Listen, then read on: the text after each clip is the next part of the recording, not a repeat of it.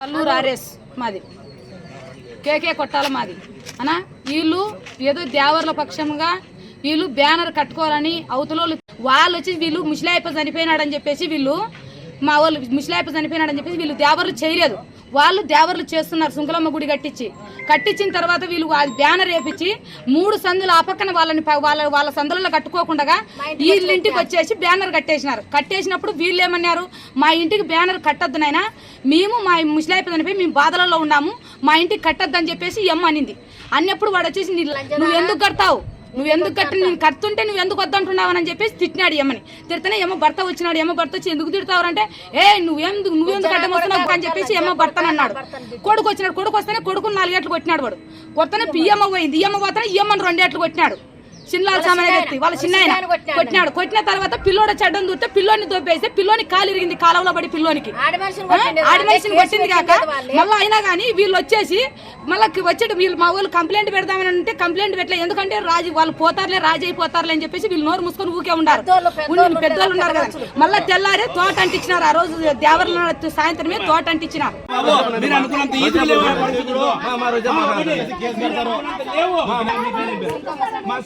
మీరు చెప్పిన పరిస్థితులు లేవు. కొట్టుకొని సావద్దని అని చెప్పి మేము మా బాధ. మేమేమైనా కాపులుంటాం మీ ఇళ్ళ కాడ. ల్యాండ్ చిన్న విషయాలకి ఎందుకు అంత దూరం పోతారు? చూపిస్తామయ్యా.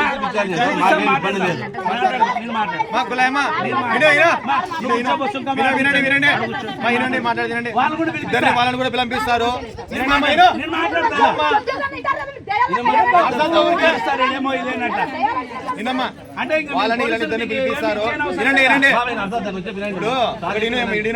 వాళ్ళు లేనప్పుడు వీళ్ళకి చెప్పరు, వీళ్ళు లేనప్పుడు వాళ్ళకి చెప్పినా ఎవరికి చెప్పినా అర్థం కాదు. లాస్ట్ కి ఏదైనా లోపల ముసుగులో గుద్దులాట్లాగా గొడవ చేసుకుంటారు. ఇద్దరిని ఎదురు పదలు నిలబెట్టేసి గొడవ చేసుకుంటారు చెప్పి మేము చెప్తాం కదా. ఓపిక పట్టుకోండి. కాదమ్మా మాది అయిపోయింది.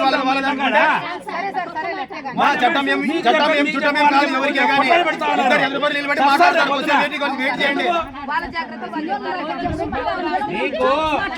అందరినీ వాళ్ళని చూపిస్తారు, మళ్ళీ మీ వాళ్ళని చూపిస్తారు. చిన్న విషయాలు ఇవే ఎందుకు కొట్లాడుకొని చేస్తారు? నేను మాట్లాడతాను. వాళ్ళు కూడా పిలిపిస్తా. వాళ్ళ చెప్పేవేమో వాళ్ళకి చెప్తాను, మీకు చెప్పేది చెప్తాను. తెలియదు ఎందుకు నేను చెప్పేది నేను తెలుగు మాట్లాడమ్మా. నేను చెప్పేది వినరమ్మా మీరు. మా ఒకటి మేము చెప్పేది వినరా? అంటే మేము ఏమన్నా కూడా మీకు ఇదే అని చెప్పి ఉంటారు. ఇక్కడ చేసుకో పిలిపించినామంటే మీకు సహాయం చేయాలని ఉంటుంది. ఇక్కడ ఉండమ్మా మీరు అమ్మా మీరు అక్కడ గొడవ పెట్టుకుంటుంది మీరు ఫస్ట్.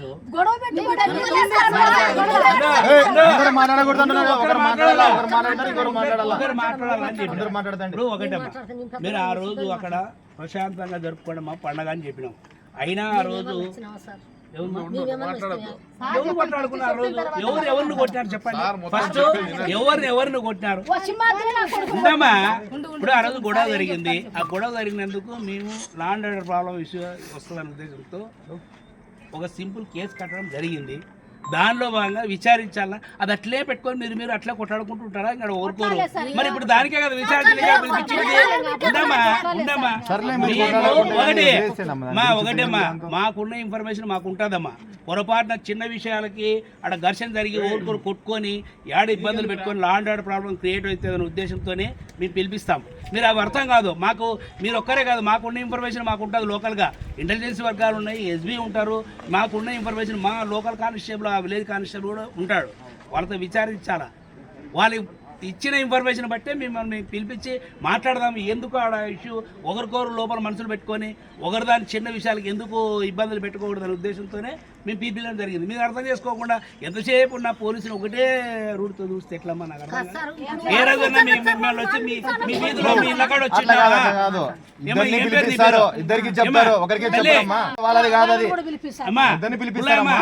ఇప్పుడు వాళ్ళని కూడా పిలిపిస్తున్నారు. మీరు తొందర పడకూడదమ్మా. ఎట్లా అనుకుంటారు మీరు పోలీసుని? మాకేమన్నా శత్రువా? మీ వాళ్ళు సహకరించాలా? మీరు వచ్చింటే ఎప్పుడో మాట్లాడుతుండే. వచ్చినప్పుడల్లా వెళ్ళిపోవడం జరుగుతుంది. ఏదైనా గొడవ జరిగిందని రేపు పొద్దున్న సమాధానం చెప్పాలి కదా మనం దానికి. ఏమంటున్నానంటే ఇప్పుడు తల్లి ఏమంటే తెలుసుగాండి మీ లా అండ్ ఆర్డర్ మీరు చేసుకోండి సార్. మా వాళ్ళు ప్రజెంట్ ఎక్కడ ఉన్నారు మా వాళ్ళు ఏమీ లేదు. ఒకటమ్మా మా కులాం ఒకటే నేను వాళ్ళని కూడా పిలిపిస్తా మీ అందరి ముందు వాళ్ళతో కూడా మాట్లాడతా. సార్ న్యాయం ఏడముంది సార్ ఆడి మనుషులు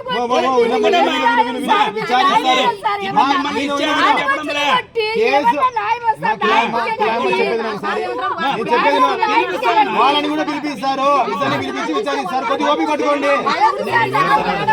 చూపించండి ఇదే ఉంటాం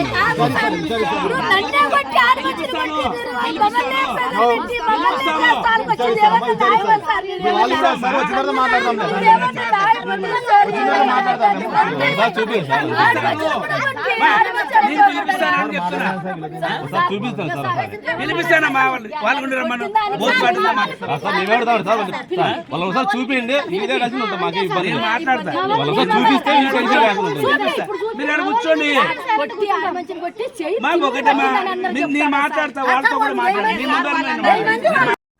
ఏం ఇప్పుడు తప్పు చేయనప్పుడు పిలవనవుతారు పిలిచేప్పుడు రావాలి నేను చూపించుకో పిలుస్తారు అవ్వబ్బా నాకు వేరే ఫోన్లు లేకుంటే ఇన్ఫర్మేషన్ ఇంకోటి ఎలా పుల్లన ఏదైనా ఉంటుంది అనుమానం నీకు పిలిచి విచారిస్తారు కనీసం విచారించడం విచారించకూడదా మరి రాలేదు కదా రాలేదు రావాలా రేపు 11 గంటలకు రండి నేను మిగతా ఇద్దరు పిల్లలకు తీసుకురండి మేము మాట్లాడాలి ఎప్పుడు ఎన్ని గంటలకు